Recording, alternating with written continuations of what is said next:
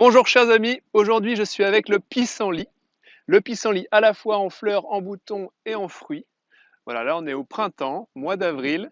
C'est la saison optimale plutôt pour ces inflorescences en boutons et ces inflorescences épanouies. Voilà, donc là on a l'inflorescence en bouton à la main droite. Excellente, revenue à la poêle comme ça rapidement, ça fond dans la bouche, c'est un bonheur. Ça peut être fait aussi comme des câpres, c'est très sympa, ou même conservé dans le sirop de sucre. Les fleurs de pissenlit, parce que je vous rappelle que là nous sommes face à une inflorescence, c'est-à-dire un ensemble de fleurs regroupées entre elles. Ce type d'inflorescence est appelé capitule. Un capitule, c'est quand les fleurs sont vraiment très proches les unes des autres et ça donne vraiment l'impression d'être face à une fleur. Et à la base d'un capitule, on a un involucre de bractées, c'est-à-dire des sortes de feuilles qui se trouvent à la base d'une inflorescence. Ça, c'est la définition de la bractée. Voilà, pourquoi ce sont beaucoup de fleurs? Parce que tout simplement, ça, ce que j'arrache là, c'est une fleur. Une fleur avec les organes, mâle et femelle ici. Donc une fleur hermaphrodite, hein, fois 600 cette fois-ci. Les organes sont ici et on a 5 pétales qui sont soudés entre eux. Je ne peux pas écarter mes doigts, ce sont les pétales qui sont soudés. Donc on en a beaucoup. Et c'est 100% des fleurs ligulées, on appelle ça. Ici on a la fameuse infrutescence de pissenlit avec ces petits akènes, ces petits fruits secs, parce qu'en fait ça ce ne sont pas des graines mais ce sont des fruits, à l'intérieur il y a une graine et ils sont surmontés de ce qu'on appelle un pappus ou encore une aigrette. Habituellement, pour porter chance, on souffle et on aide le pissenlit pour qu'il y en ait partout, on aide à disséminer ces graines partout, comme ça on pourra se régaler et manger du pissenlit, je vais vous en parler juste après. Alors, dans le pissenlit, bonne nouvelle, tout se mange. On peut manger de la racine jusqu'à la fleur. Il y a une seule chose que je ne mange pas personnellement, ce sont ces petits akènes. Donc on peut manger sa racine, qui peut être assez imposante, hein, assez importante. C'est une racine pivot, assez charnue, quasiment pas fibreuse, on peut la casser comme ça. C'est un peu la consistance d'une carotte.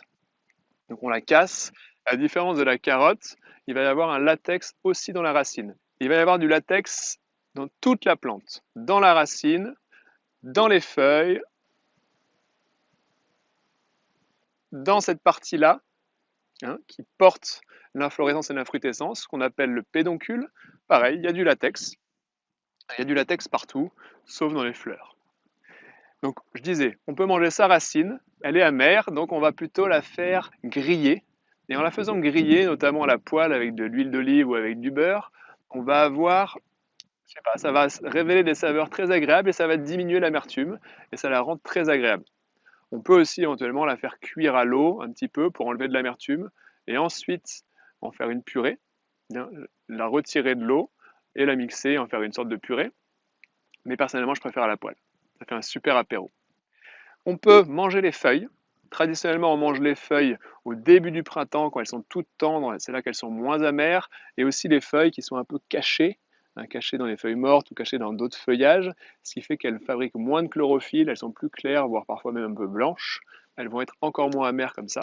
Mais quand elles sont vieilles, vieilles plus âgées, plus avancées dans la saison, on peut les manger aussi. Elles sont juste un peu plus amères, un peu moins tendres, mais personnellement, je les mange quand même et je vais chercher au centre de la rosette les plus jeunes, les plus tendres.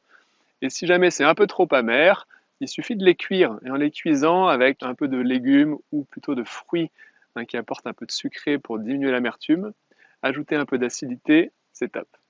Vous pouvez aussi les faire bouillir 1 minute, 2 minutes pour enlever l'amertume et ensuite les faire revenir à la poêle, c'est top aussi. Pareil, on peut manger son pédoncule à la vapeur, à la poêle, comme on veut, même cru, grignoté comme ça. C'est amer aussi un petit peu, hein, mais c'est pas désagréable. Et on peut manger ses fleurs. Traditionnellement, on n'utilise que les fleurs et on enlève les bractées, hein, pour diminuer l'amertume. Et on les fait, par exemple, une sorte de sirop, confiture qu'on appelle la cramaillotte. C'est un nom qui vient de Franche-Comté. La cramaillotte, c'est en fait une sorte de sirop auquel on ajoute un peu d'agar-agar pour le rendre un peu plus gélifié. Mais on peut aussi le laisser sous forme de sirop, ça sera très sympa aussi. Et ça ressemble à du miel, d'ailleurs on l'appelle aussi le miel de pissenlit. Donc c'est une infusion, hein, infusion même décoction de fleurs, c'est-à-dire qu'on fait bouillir à légère ébullition à couvert toujours pour éviter de perdre des arômes. Donc on fait bouillir à légère ébullition pendant une petite demi-heure. Avec ça, on met un petit peu de citron, un petit peu d'orange entière coupée en petits morceaux. On peut ajouter ce qu'on veut après. Moi, j'aime bien ajouter un peu de gingembre aussi. On fait infuser. Donc, on fait bouillir une demi-heure. On laisse infuser 1 heure, ça suffit. On filtre. On extrait bien dans une passoire très fine ou dans un sac à jus. Et ensuite, on va faire comme pour les sirops. On va remettre ça dans la casserole et ajouter du sucre. Voilà, on ajoute en général l'équivalent de sucre que d'infusion. Donc si on a 1 litre d'infusion, on va mettre 1 kg de sucre. Voilà, on fait bouillir 10 minutes. On ajoute l'agar-agar à la fin, on continue à faire bouillir un petit peu et on met ça dans les flacons. Ça fait la cramaillotte. Au niveau des propriétés médicinales, la plante entière est utilisée, c'est-à-dire racines et feuilles. Voilà, le moment optimal pour les cueillir, c'est avant la floraison et on prend racines plus feuilles. Voilà, ça va être intéressant à la fois pour stimuler la digestion. On dit que c'est tonique amer, tonique digestif, donc ça va stimuler les sécrétions digestives et aider aussi les muscles à mieux brasser les aliments. Ça va aussi aider le foie à fabriquer de la bile et à l'expulser dans les intestins. On dit cholagogue et cholérétique. Cholérétique qui fabrique de la bile, le foie fabrique de la bile, et cholagogue qui l'expulse dans l'intestin.